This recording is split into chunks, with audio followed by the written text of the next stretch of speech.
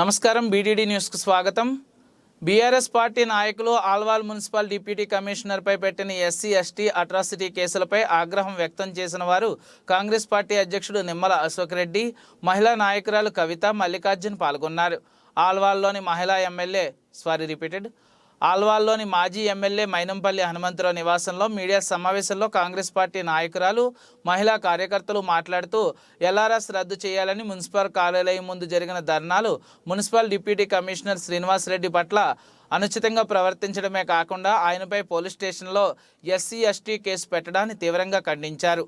ఆల్వాల్ డివిజన్లోని కాంగ్రెస్ పార్టీ 3, 133, 134, 135 డివిజన్లోని కాంగ్రెస్ పార్టీ నాయకులు, కార్యకర్తలు పాల్గొన్నారు.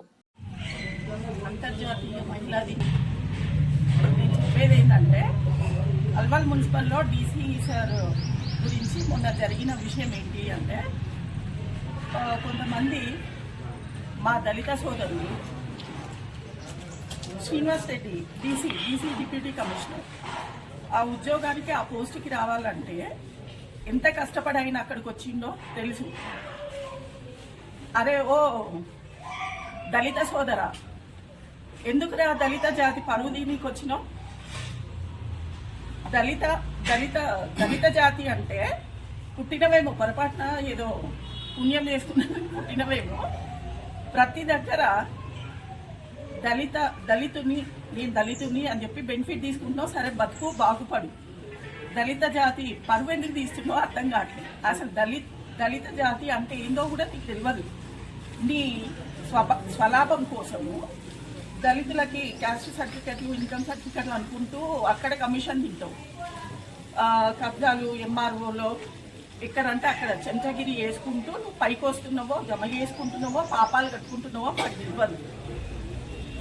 సో ఇప్పుడు నీకు నేను ఏం చెప్తున్నా అంటే, నీ నోటి నుంచి అంబేద్కర్ అనే పేరు మాత్రం తీయకు. నీ నోట్లో ఆ పేరుంటే ఎంత కంపరం అంటే అంత కంపరం వస్తుంది. ఎందుకంటే చెంచగిరి వేసుకుంటూ ఎవడు 10 రూపాయలు ఇస్తే వాళ్ళ కొమ్ము కాస్తూ, వాళ్ళ కాలు మొక్కుతూ, దళితుడు ఎప్పుడు ఎవడి కాళ్ళ దగ్గర ఉండడు. మంచికి, మానవత్వానికి ఒక దారి చూపించి ముందు నడిచే వ్యక్తి. అంబేద్కర్ కాలు మొక్కి చెంచగిరి చెయ్యమని చెప్పలేదు. కాబట్టి అరే, నువ్వు మనిషివే అయితే నిజంగా నువ్వు అన్నం తింటున్నావో గడ్డి తింటున్నావో తెలియదు. దళిత ఈ జాతి అనే దాన్ని అడ్డం పెట్టుకోకు. నేను దళితుడిని అని చెప్పకు. నాకు వచ్చే కోపం ఎట్లుందంటే, నువ్వు ఉంటే కొట్టేస్తా. ఎందుకంటే నేను దళితురాలు. సిగ్గు అనిపిస్తుంది నువ్వు మా దళిత జాతి వ్యక్తి అని చెప్పని.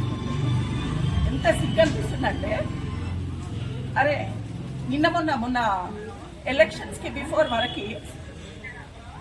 వరకు ఇక్కడున్నావు ఎవరితో కలిసి తాతన కాదా? నువ్వు అసలు ఏందనుకున్నావు? నీ బతికే వేస్ట్. నువ్వు ఏం చేసినావు చెప్పు.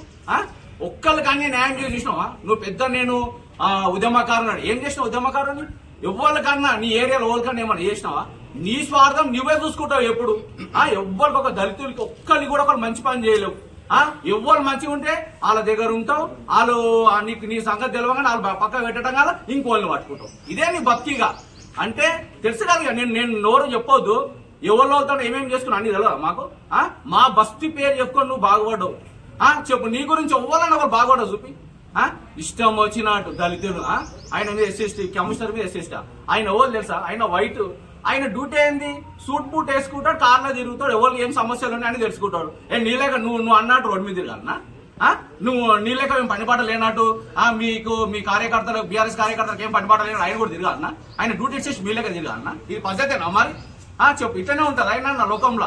ఆయన అంత మంచిగా డ్యూటీ చేసుకుంటా, అంత మంచిగా ఉంటే ఆయన లోపలికి పోనీయకుండా గేట్ కానీ అడ్డుకోవడం, ఇది ఎంత మటు కరెక్ట్? అంటే మేము ఓలం సపోర్ట్ లేదనుకుంటారా?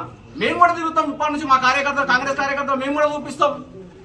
మేము అట్లా చేసామనుకో, మీరు ఒక్క ప్రెస్ మీట్ పెట్టలేరు. చూస్తారా? దమ్ముందా మీకు? బీఆర్ఎస్ కార్యకర్తలకు ఇది ఛాలెంజ్ చేసి చెప్తున్నాం మేము. అర్జున్ బస్ ఎస్సీ నుంచి ఎస్సీ కార్యకర్తలు మేము చెప్తున్నాము, ఛాలెంజ్ చేసి చెప్తున్నాం. మీరు ఒక్క ప్రెస్ మీడియా కూడా పెట్టలేదు. మీరు మేము తలుచుకున్నామా అంటే ఎందుకు అట్లా? వద్దు, అడ్డుకోవద్దు. ప్రెస్ మీట్ అన్నట్టు అందరు మాట్లాడాలి, అందరికి మంచిగా ఉంటది. అందు గురించి అందరు ఏదైనా సమస్య నుండి చెప్పుకోవాలి, కానీ సొంతం స్వార్థం కోసము ఇవన్నీ చెప్పడం కరెక్ట్ కాదు కదా. ఒక్కో పెద్ద మనిషిని అంటావు. నీ బతికేంద్ర పోయి ఇవాళ ఫ్రాంక్ ఇట్లా మాట్లాడుతున్నావు, నీ బతికేంద్రా? నువ్వు ఎంత ఏం చేసినావు చెప్పురా? ఎవ్వరికన్నా న్యాయం చేసినావా? నీ ఎంబడి ఉన్నారు అంతమంది, ఎవడన్నా ఒకరిని చేసినాడరా? అంత స్వార్థపరులే, అందరు స్వార్థపరులే. ఇంత అధ్వానం ఏమైనా ఉంటుందా లోకంలో?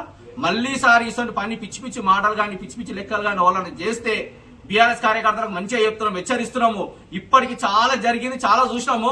ఇక ఇప్పటి నుంచి సహించేది లేదు. మేము కూడా దళితులము, మేము కూడా ఏం చేయాలా చేస్తాము. మేము ఎందుకు ఏ దళిత పేర్లు చెప్పుకోవద్దు, మేము మంచిగా ఉండాలి, మేము అందరం మంచిగా ఉండాలని మేము అనుకుంటున్నాము. ఇది ఏంది ఇదంతా రాజకీయం చేసుడు? ఏదైనా ఉంటే నీ సమస్య ఉంటే సమస్య తీసుకోపో కమిషనర్ గారికి. చేయకపోతే ఎందుకు చేయలేవు సార్ అని అడుగు. ఆయన జెన్యున్ ఉంటే ఆయననే చేస్తాడు, ఎవరైనా చేస్తారు. రేపు పత్రికా మీడియం కూడా పెట్టినా కూడా సార్ ఇట్లా జరిగిందని అంటే వాళ్ళే చెప్తారు, సార్ ఆయన జెన్యున్ గా చెప్తున్నారు కదా సార్, ఆయనకి ఎందుకు మీరు అట్లా చేస్తారని విలేకరులు మాట్లాడతారు, పత్రికా విలేకరులు మాట్లాడతారు. అట్లా చేయాలా కానీ ఇదేందా నీకు నచ్చినట్టు ఇష్టం వచ్చినట్టు నోరు ఉందని ఇష్టం వచ్చినట్టు మాట్లాడేది కరెక్టేనా? మంచిగా ఉండదు. కబర్దార్ గుర్తుపెట్టుకో. ఇలాంటి పిచ్చి పిచ్చి లెక్కలు చేసిరనుకో, బీఆర్ఎస్ కార్యకర్తలకు అందరూ చెప్తున్నాం, ఇలాంటి పిచ్చి పిచ్చి లెక్కలు చేస్తే మాత్రం మంచిగా ఉండదు. కబర్దార్.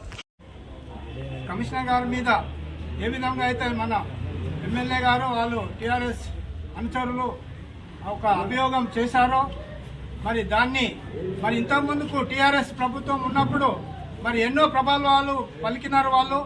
మరి అదే గౌరవనీయులైన ముఖ్యమంత్రి గారు ఎన్నో వాగ్దానాలు చేశాడు. మరి ఆ వాగ్దానాలు కూడా మరి ఏం చేయలేకపోయిండు.